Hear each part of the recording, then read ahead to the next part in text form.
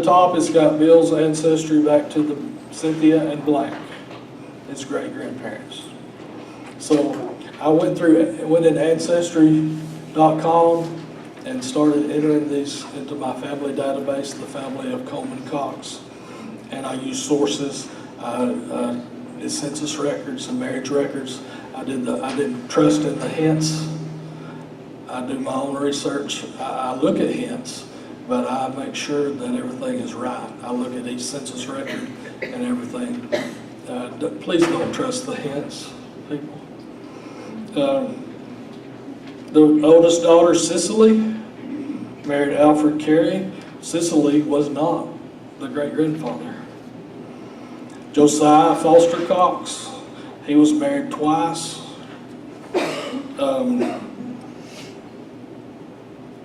He lived in Union County in 1870. He was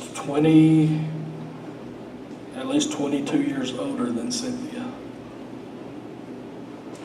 Samuel J. Cox married Dorothy Skaggs. He married in 1851. He moved to Knox County and stayed there. He died in 1883.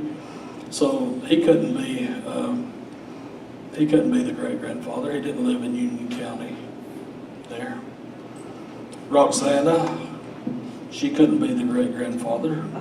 Henry C. Cox, he was born in 1834, died 1894. He married in 1866. Now remember, William wasn't conceived till September 1871. But Henry lived in Granger County. He didn't live in Maynardville. He was married and having children. Isaac Madison, he married in 1863. Him and his wife Lucy were having children. He owned a big farm over in Jefferson County. He couldn't have been the father of the great-grandfather of Bill, the father of William Owsley. We already talked about Caswell Cox. He was married, had a bunch of children, but his DNA, Stephen Cox, he didn't have enough DNA. If Caswell had been Bill's great-grandfather, Stephen should be like a second cousin once removed, and that would be, he would share more than 65, most likely. Then there's Louisa Cox. And then John William. Now let's talk about John William Cox. He was born in 1845. He was in the Civil War, fought for the Confederacy. In 1870, he was back home. He was single and living in the household of his brother, who had just got married, Caswell Cox. And Caswell and his wife had a young child named Andrew. He was there.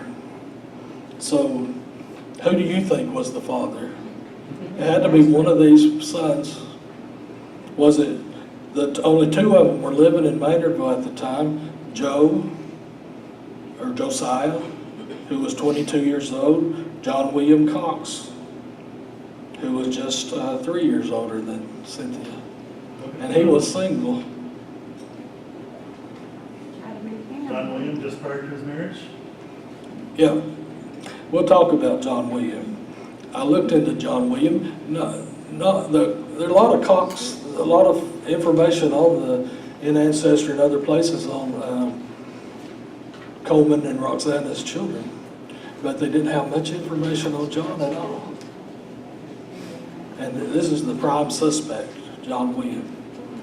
And so I started searching him, researching him. I found that he got married in Jonesboro, Clayton County, Georgia, February 26, 1873, to Ida J. Mann, daughter of Zechariah Mann and Mary Mangum. Then, after he got married, him and Ida, he brought her back up to Maynardville. And also one of Ida's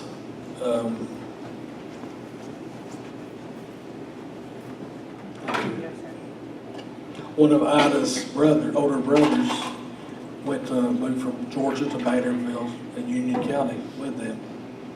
As soon as they got up there, David Mann met Ida's brother, met a woman named Annie Smith, and they married, and he took the Tennessee woman back to Georgia. They didn't stay up there. Then John and Ida, while they were living in Maynardville, they had two sons, Oliver J. Cox and William Zachariah Cox. Then by 1880, they were living in Atlanta. Now, back in the 1870 census, John was living with his brother Caswell. It gave Caswell's occupation as liquor dealer, and John's as dry goods salesman or merchant.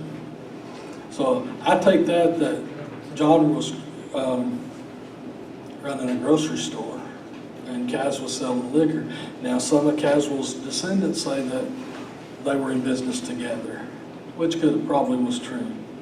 They don't have too much good things to say about John, but they said John just left Caswell taking money and stuff with him and never came back, and that's not true. Because when he went to Jonesboro, he did bring his wife back, and they had two sons in Maynardville. So like I said, in 1880, they were living in Atlanta. He was running a grocery store on he lived on Peachtree Street. Anybody ever heard of Peachtree Street? And a few years after that, they moved to Jonesboro. Had two daughters born there, Annie and Myrtis. And then, about 1887, guess what? They moved for their last time. They moved to St. Elmo, Tennessee, here in good old Hamilton County at the foot of Lookout Mountain. Anybody ever been on Lookout Mountain? You should go. They lived at the main road that goes to Rock City, the mountain road. It's called Ox Highway. They lived in a house. From what I can tell from census records, they lived in the same place until Myrtis was the last one to die in the 1960s. But they lived in a house about 2 blocks up from the bottom foot of the mountain. So, and for the most part, John was running a grocery store, a merchant. And his wife, Ida, she died in 1893. The Chattanooga death record says that she was taken to Jonesboro for burial. And then in 1897, the oldest son, Oliver J. Cox, I found his obituary death record, says he was taken to Jonesboro for burial. John didn't die till 1915. Big obituary in Chattanooga paper because he was a former Confederate soldier. Had served in Morgan's cavalry, the one that invaded the North. They were John Hunt Morgan. They invaded the North, and poor John William, your great-grandfather, got captured along with 600 others and taken to prison. And he spent about 1.5 years in prison, Civil War prison next to Chicago. And then he paroled out. But he was in Chattanooga. They had big parades. They honored the Confederate soldiers big time. So, but he died in 1915, and his obituary says he was taken to Jonesboro for burial. Oliver, the oldest son, he was never married, had no children. The second son, William, he lived till the 1930s. He had served in World War I, and he died in the 30s and was buried in the Chattanooga National Cemetery. He never, according to all records, he never had any children. That doesn't mean anything sometimes. The third child was Annie. She died in the 40s, 1940s, and she never married or had any children. And she's buried in Forest Hill Cemetery. I have found all their grave sites and put on Find a Grave. Then the last child, Murtis, she married a Mons man, common name around here. And they lived together 6 years and he died. He died of sickness, and she never married again. Her obituary said she was a sales lady at Lubman's department store, which was for the wealthy in Chattanooga. But anyway, John William left no descendants except for Bill.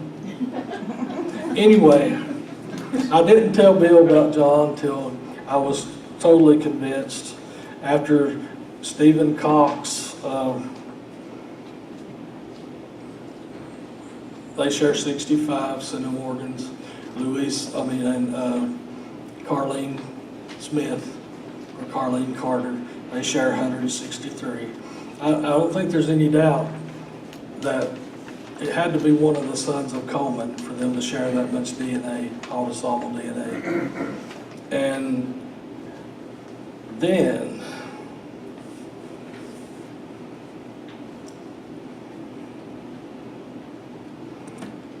we started getting more matches.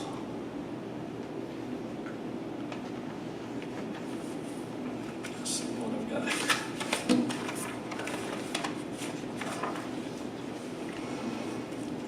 We got a fellow by the name of Daniel Jape. He was descended from the older daughter Cicely, who married Alfred Carey. Him and Bill shared 31 centum organs. And if I have it right, with it, John William was Bill's great-grandfather, third cousin once removed, 31 centum organs, just right. Everything fits just right. Then there was a Linda Hughes. She was a Cox. She is descended from Caswell Cox, 27.8 centum organs, which, if I'm right, they're third cousin, and 27.8 is a little bit low, but the average, what is on the chart, 50 something, 28, 7.8, that's below average, but it's still very, very, very possible. So I notified Bill that John William, he wouldn't have to dig up Grandpa. John William Cox is his great-grandfather. And now I found a way to figure out who these people are as matches on Ancestry DNA.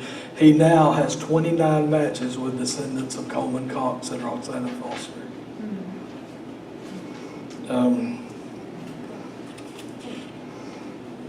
Has one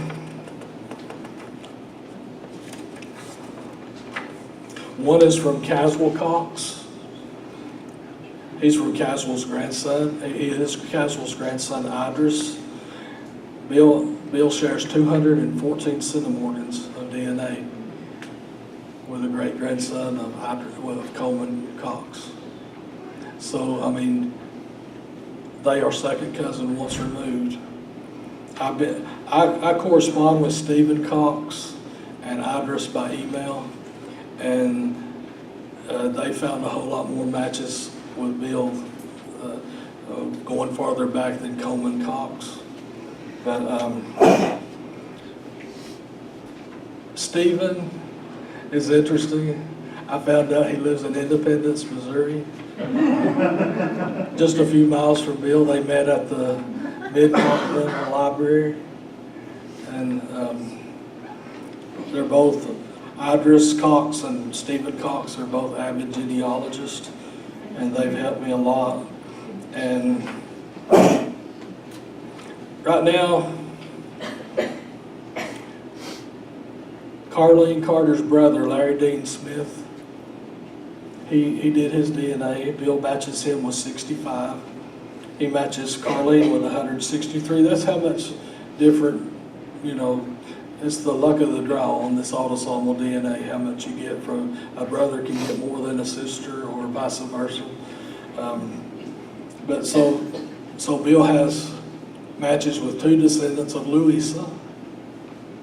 He has matches with 2 real good matches with the descendants of Isaac, the son Isaac. You've got the copy of the children. He has 12 matches with descendants of Caswell Cox. All real good matches. Now some of these are on Family Finder too. He's got 3 with the son named Henry, 8 with the daughter Cicely, 1 with the daughter Roxana, and 1 with Samuel. So the only 2 that he doesn't have matches with is John, who left no descendants, and that oldest one, Josiah, the one that is 22 years older. Now, at the time of the affair, when William Lafayette Owsley was conceived, September 1871, I've proven that with the DNA, proven that narrows it down to Josiah and John. Josiah was married to his second wife. They had a child in 1871. He was 46 years old. John wasn't married. He was 26 years old. So I think there's no doubt in my mind at all that John William Cox was Bill's great-grandfather. I mean, there's no way he can match all of these 29 people and not be.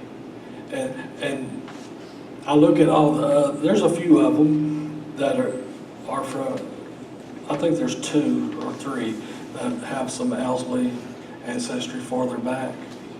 But I've traced all these 29 people. I've looked at their ancestry. I just don't see how there's any way John William Cox could not be Bill's ancestor. And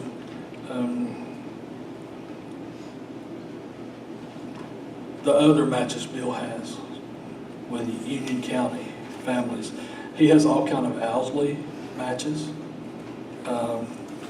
Keck, that's his ancestry. Let's see some of the other names here.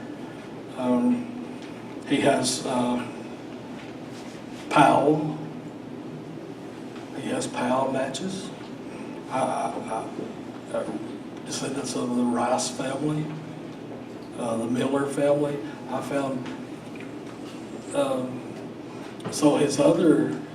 all of his other lines going back from Cynthia are pretty much documented, and he has matches with all these families showing. And I just,